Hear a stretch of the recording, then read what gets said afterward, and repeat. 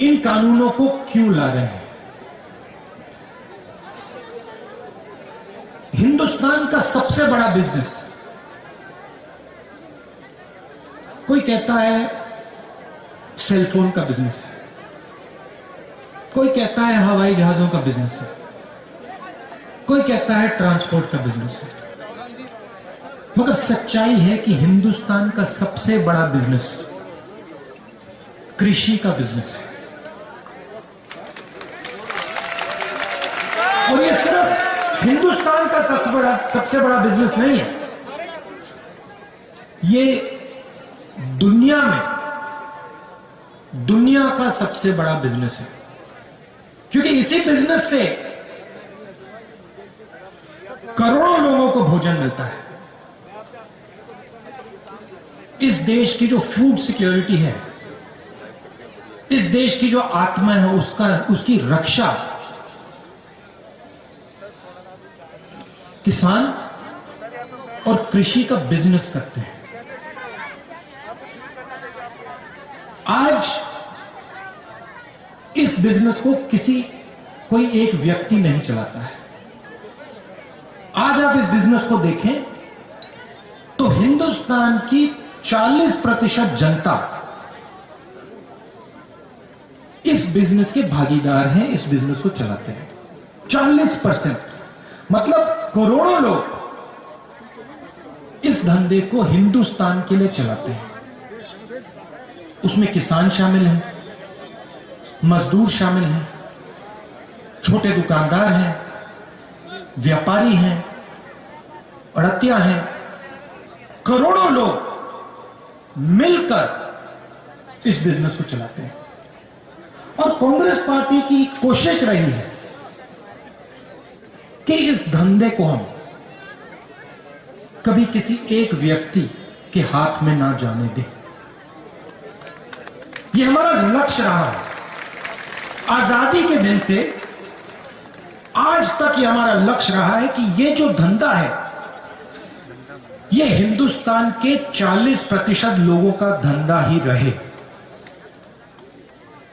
इनकी भागीदारी हो और किसी एक व्यक्ति के हाथ में यह धंधा ना चला जाए। और उसके लिए कांग्रेस पार्टी सालों से लड़ रही है। उदाहरण आपको दिखते हैं। अमूल कंपनी है, कांग्रेस पार्टी लाई थी। लाखों किसानों की कंपनी है, पूरे देश में दूध देती है, दूध डिलीवर करती है।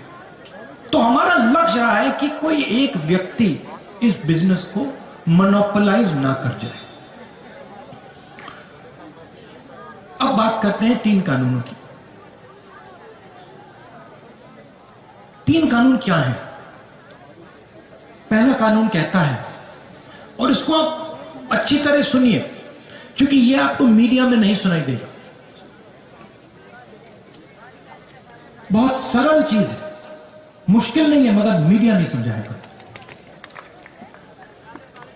क्योंकि जो लोग, सुनिए अच्छी तरह सुनिए, क्योंकि जो लोग कृषि के बिजनेस को छीनना चाहते हैं, मीडिया उन्हीं का है।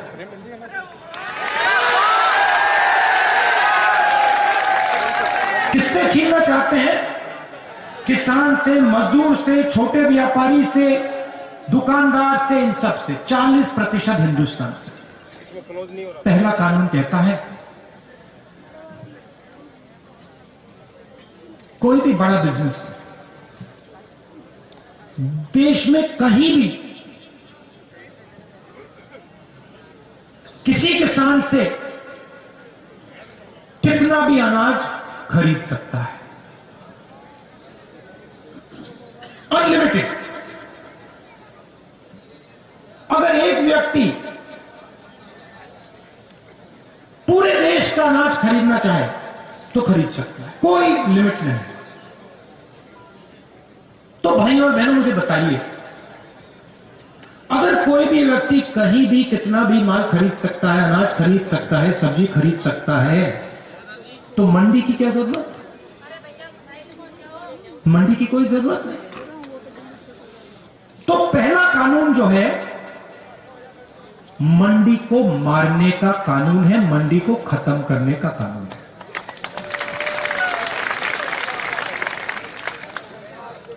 दूसरा कानून कहता है कि कोई भी उद्योगपति कितनी भी सब्जी, कितने भी अनाज, कितना भी फल कितनी भी देर के लिए स्टोर कर सकता है, रख सकता है, कोई लिमिट नहीं। अगर एक व्यक्ति के पास कंपनी हो, वो पूरे देश के गन्ने को स्टोरेज में रख सकता है। मतलब यह व्यक्ति जो पूरे देश में स्टोरेज कर सकता है, वो दाम को कंट्रोल कर पाएगा। बात समझिए, आज क्या होता है? आज अनाज मंडी में बिकता है, जमाखोरी कोई नहीं कर सकता, कानून के खिलाफ है। जैसे ये दूसरा कानून लागू होगा, हिंदुस्तान में अनलिमिटेड, बिना लगाम जमाखोरी चालू हो जाएगी। कौन करेंगे? हिंदुस्तान के सबसे अमीर अरबपति लोग। अब क्या होगा? किसान जाएगा अपना माल बेचने, उसके सामने कौन खड़ा होगा? छोटा व्यापारी नहीं, मंडी नहीं मिलेगी। हिंदुस्तान के सबसे अमीर उद्योगपति उसके सामने खड़े होंगे।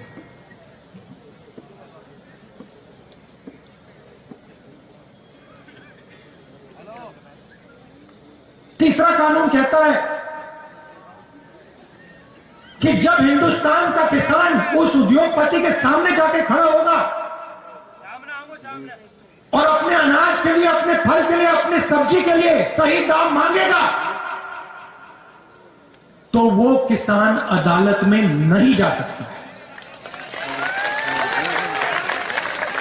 पहला कानून मंडी को मारने का, दूसरा कानून एसेंशियल कमोडिटीज एक्ट को खत्म करने का और जमाखोरी चालू करने का, और तीसरा कानून किसान के हाथ से न्याय छीनने का। ये है 3 कानून। लक्ष्य क्या है? लक्ष्य है कि ये जो 40% हिंदुस्तान की जनता का धंधा है, ये सिर्फ 2-3 लोगों के हाथ में चला जाए। एक ही कंपनी पूरे देश का अनाज बेचे, एक ही कंपनी पूरे देश की फल और सब्जी बेचे। और मैं आपसे पूछना चाहता हूं, अगर एक ही कंपनी पूरे देश का अनाज बेचेगी,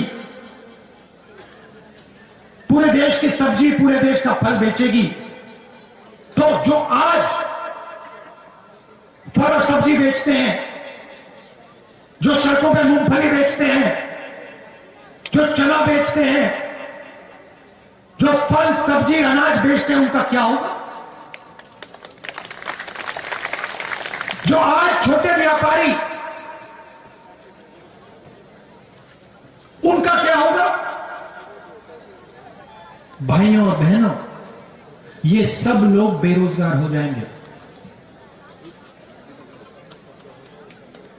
तो एक बात समझिए, ये किसानों पर आक्रमण नहीं, ये हिंदुस्तान के 40% जनता पर आक्रमण है। बात सिर्फ यह है कि किसान सबसे जागरूक है, किसान को बात पहले समझ आ गई, और किसान सबसे आगे खड़ा है। अंधेरे में किसान ने टॉर्च मार रखी, क्योंकि किसान को भविष्य दिख रहा है। अगर ये 3 कानून लागू हो गए, किसान तो गया, उसकी जमीन गई, मगर छोटा दुकानदार भी गया, व्यापारी भी गया, मजदूर भी गया। हिंदुस्तान के 40% लोग बेरोजगार हो जाएंगे। अब मैं आपसे एक सवाल पूछना चाहता हूं। नरेंद्र मोदी जी कहते हैं मैंने ये किसानों के लिए किया। अगर नरेंद्र मोदी जी ने किसानों के लिए किया तो पूरे देश में किसान दुखी क्यों? दिल्ली के बॉर्डर पे लाखों किसान क्यों खड़े? 200 किसान शहीद क्यों हुए?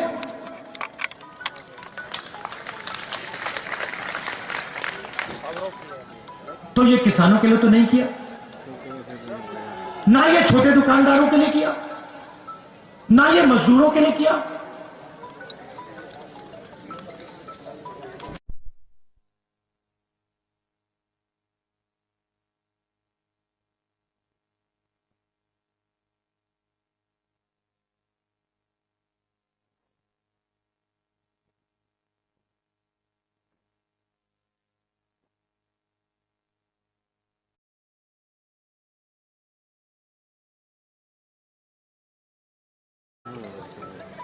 इन 4 लोगों के लिए हो रहा है।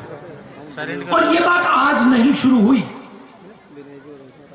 ये जो 40% लोगों का धंधा है, इसमें किसान शामिल हैं, मजदूर शामिल हैं, छोटे दुकानदार शामिल हैं, लोडर, मंडी में जो काम करते हैं, ये सब लोग शामिल हैं। हेलो सर, पहला आक्रमण इन पे नोटबंदी के समय हुआ था। हिल रहा है ना पूरा? आ रही है सर, आ रही है।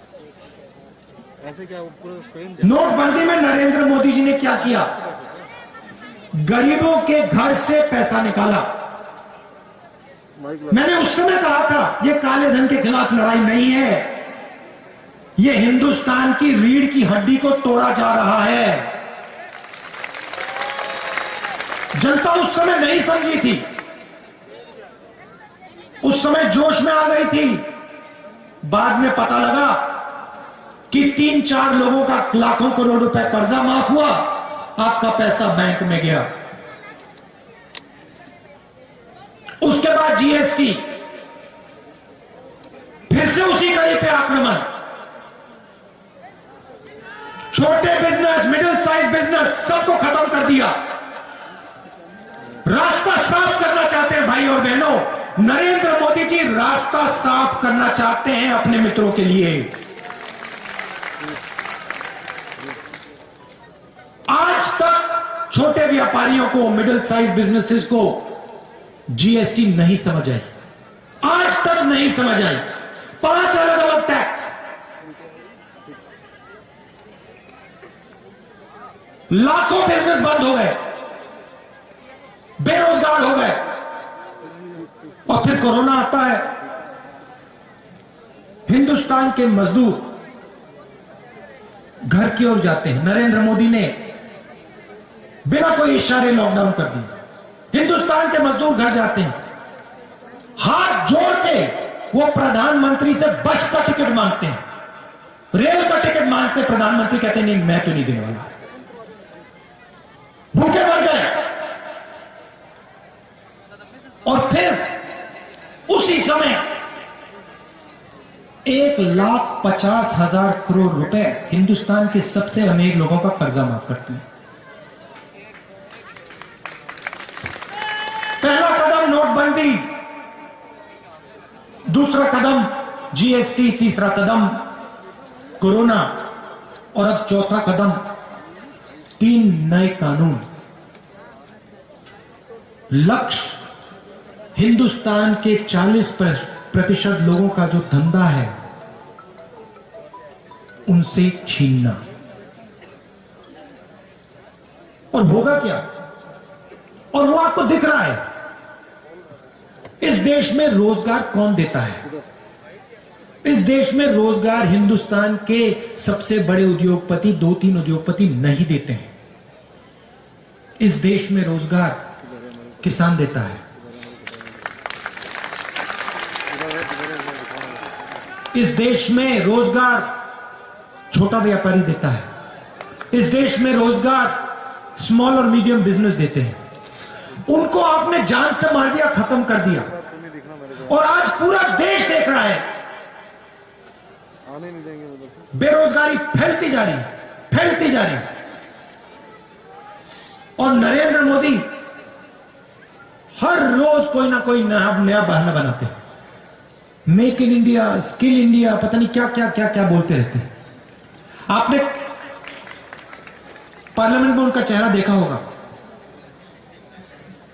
कहते हैं हम किसानों से बात करना चाहते हैं।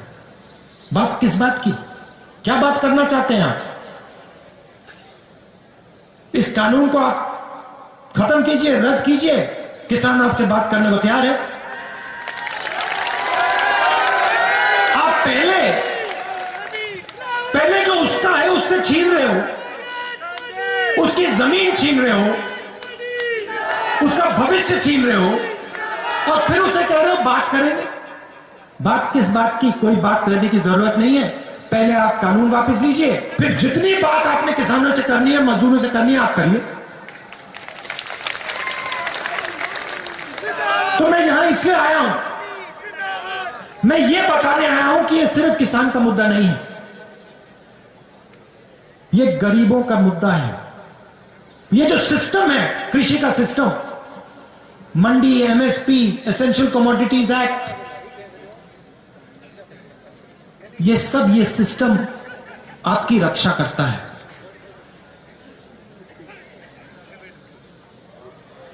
इस ढांचे को नरेंद्र मोदी तोड़ने की कोशिश कर रहे हैं। और मैं आपको यहां आश्वासन देने आया हूं कि कांग्रेस पार्टी किसानों के साथ, मजदूरों के साथ, गरीबों के साथ खड़े होकर ये कानून को आगे हम बढ़ने नहीं देंगे। इन कानून को हम रद्द करके ही दिखाएंगे। आखिरी बात मैं आपसे कहना चाहता हूं, अब देखिए,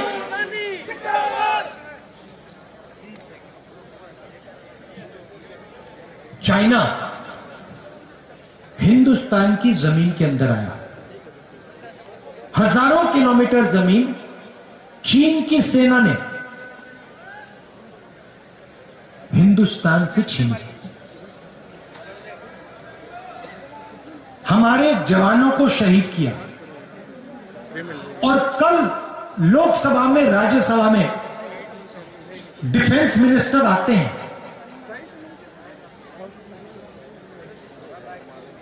और कहते हैं कि समझौता हो गया। और समझौता किस बात का हुआ? समझौता यह हुआ कि नरेंद्र मोदी जी की सरकार ने हिंदुस्तान की पवित्र जमीन चाइना को पकड़ा दी। पैंगोंग लेक में हिंदुस्तान का पोस्ट फिंगर 4 पे होता था। चाइना ने अपनी सेना को अंदर डाला। समझौता नरेंद्र मोदी जी ने यह कहा है कि हम अब फिंगर 3 पे अपना पोस्ट लगाएंगे। मतलब फिंगर 4 और फिंगर 3 के बीच जो जमीन थी, जो हमारी पवित्र जमीन है, वो नरेंद्र मोदी जी ने चाइना को हमेशा के लिए दे दी है।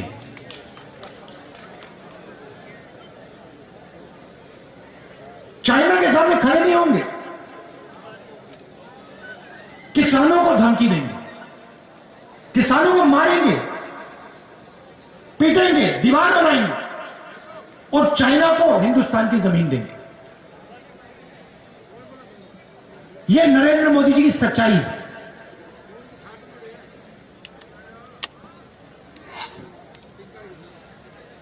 बस एक गलतफहमी है नरेंद्र मोदी, वो हिंदुस्तान के किसान की, मजदूर की शक्ति नहीं जानते, उसको पहचानते नहीं, समझ नहीं। किसान, मजदूर, छोटा दुकानदार, छोटा व्यापारी अब नरेंद्र मोदी को अपनी शक्ति दिखाने जा रहा है।